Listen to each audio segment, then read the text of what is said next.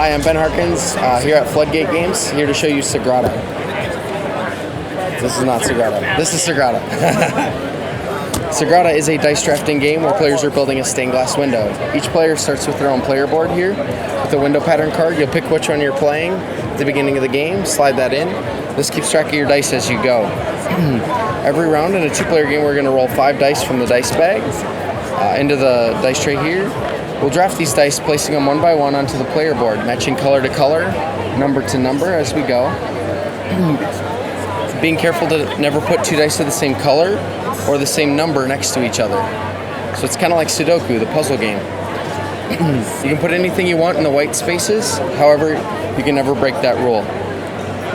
It's a snake draft, so this player's going to draft and place 1 die, then this player's going to draft and place 2 dice onto their board. Each other die will be branching out from one of their previous die, and then back to this player. Any remaining dice go onto the round track to keep track of where we're at in the game. 10 rounds in every game. Then we pass the dice bag, grab 5 new dice, roll them, and do it all again. We're doing this in order to gain victory points at the end of the game by meeting certain in-game conditions. In this game, we're looking for columns that don't have repeated numbers. Those are each worth 4 victory points.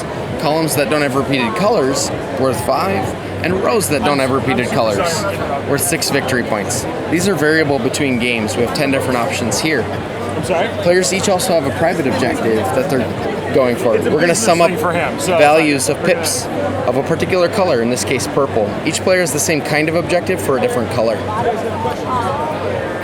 As we play, you'll notice every time we draft a die, we're going to place those on our board, and that adds more and more restrictions. Like right now, this has to be a 2, but it also can't be purple or yellow.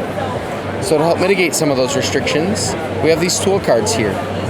Tool cards let you break the rules in interesting ways, doing things like flipping a die to its opposite side. This one lets you swap one from the draft pool with one from the round tracker up here. This one lets you shift a die on your board, ignoring a number restriction that's on that board.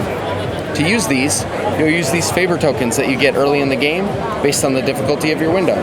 First use of a tool costs 1. Every other use after that costs 2.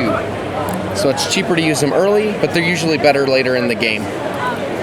Again, each game of Sagrada lasts 10 rounds. Gameplay is about half an hour.